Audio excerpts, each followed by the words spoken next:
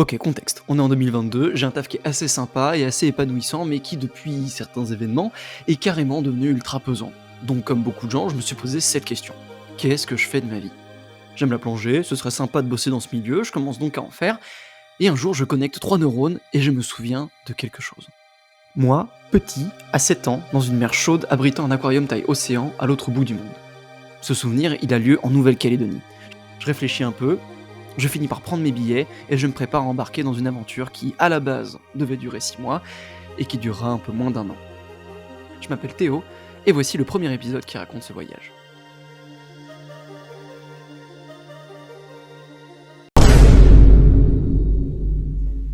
Ça paraît bête comme thème de premier épisode, mais je vous assure que quand vous le faites pour la première fois, c'est très loin d'être anodin. Pour rappel, la Calédonie, c'est ici. C'est une île perdue dans l'océan Pacifique, à 22 000 km de la France, c'est comme les avions, ça fonctionne pas comme ça. Votre premier trajet, il va durer entre 24 heures si vous avez de la chance, et 45 heures. Bref, vous allez vous en souvenir. On est à Paris, il est 19h. Je viens de poser mes valises chez un ami de mon père, et je réserve un taxi pour 4h du matin. Faut arriver en avance à l'aéroport, donc ça me fait partir à peu près à cette heure-là. La nuit, j'ai du mal à fermer l'œil. Ça fait 18 ans que j'attends de pouvoir retourner là-bas, je sais absolument pas ce que je vais y faire. Tout ce que je sais pour l'instant, c'est qu'il y a 30 heures de vol qui m'attendent, seul, et qu'au bout, en principe, il y a une nana que je n'ai jamais vue de ma vie, avec des cheveux rouges, qui m'attend. Ok, le réveil sonne, il est 3h30, je saute dans mes habits, je vérifie que mon taxi arrive bien, parfait, il arrive dans 12h30. Attends, quoi ?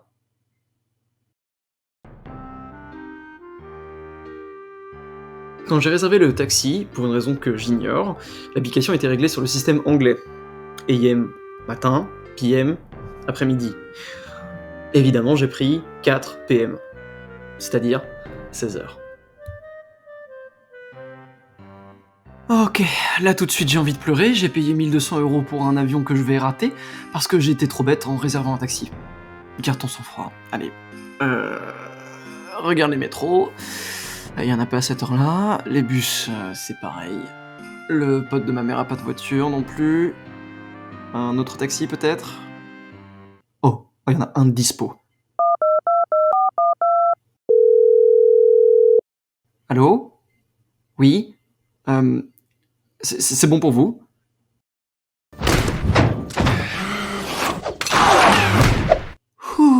Ok, je suis dans l'avion, les papiers, c'est bon, les billets, c'est bon. Présentation du trajet. De mémoire, c'était Paris-Istanbul, Istanbul-Singapour et pour finir, Singapour-Tontuta, l'aéroport international de Nouvelle-Calédonie. Ce qu'il faut savoir, c'est que... attendez... Ladies and gentlemen, welcome on board this Turkish Airlines flight. We would like to draw your attention to the safety information you need to follow during this flight. Please stow your hand luggage carefully in the overhead compartments. You can place smaller items under the seat in front of you.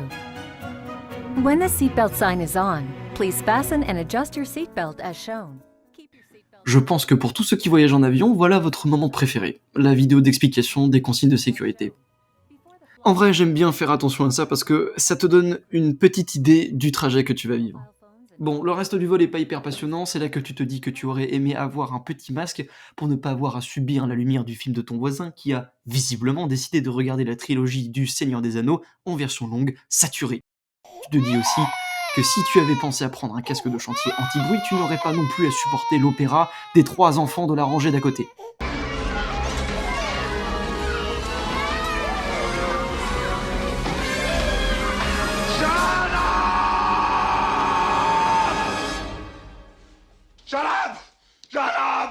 Shut up! Finalement, tu te dis que si tu étais moins pauvre, tu aurais pu prendre une place en business class, où tu as le privilège de pouvoir allonger tes jambes, ce qui au bout de 4 heures de vol te paraît déjà être un luxe. Pour résumer, ça fait 6 heures que je fais des micro-siestes, et on est déjà à Istanbul. On embarque pour le prochain vol, et on est reparti. And another one. Même histoire, dur de dormir, enfant qui pleure, mais cette fois-ci on rajoute une petite difficulté. On va vous serrer un tout petit peu plus parce que c'était un peu trop confortable jusqu'à maintenant.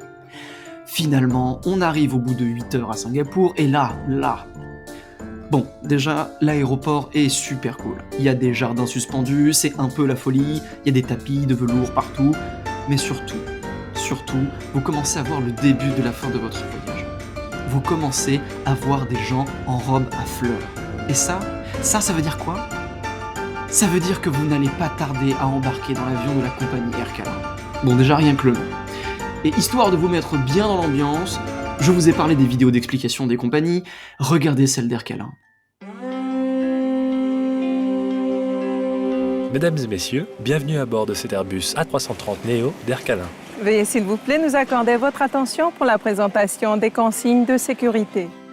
Vous trouverez également ces informations pleines de couleurs sur la notice de sécurité située dans la pochette du siège devant vous.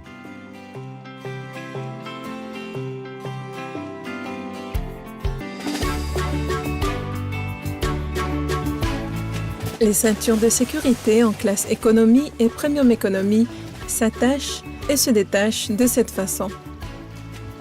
Et de cette manière en classe business hibiscus. C'est une vidéo que je pourrais regarder juste parce qu'elle est cool en fait. C'est beaucoup trop bien. Il y a des plages trop belles, il y a des gamins qui jouent dans le sable, des arbres partout, tout le monde sourit. Tu entends une petite mélodie trop légère. Regardez. Là, il parle de si tu es paumé dans l'océan, il y aura une petite lumière qui t'éclairera et puis splouche, splouche, splouche, c'est que la bouche. J'adore. Allez, courage, plus que 10 heures de vol. Le trajet est relativement similaire, j'arrive enfin à Tontouta, épuisé. Pour couronner le tout, ma valise sort évidemment en dernière sur le tapis roulant, je finis par passer la douane, et dans le hall d'entrée, quand je sors, il est minuit passé, et m'attend une petite dame aux cheveux rouges. Bienvenue en Calédonie.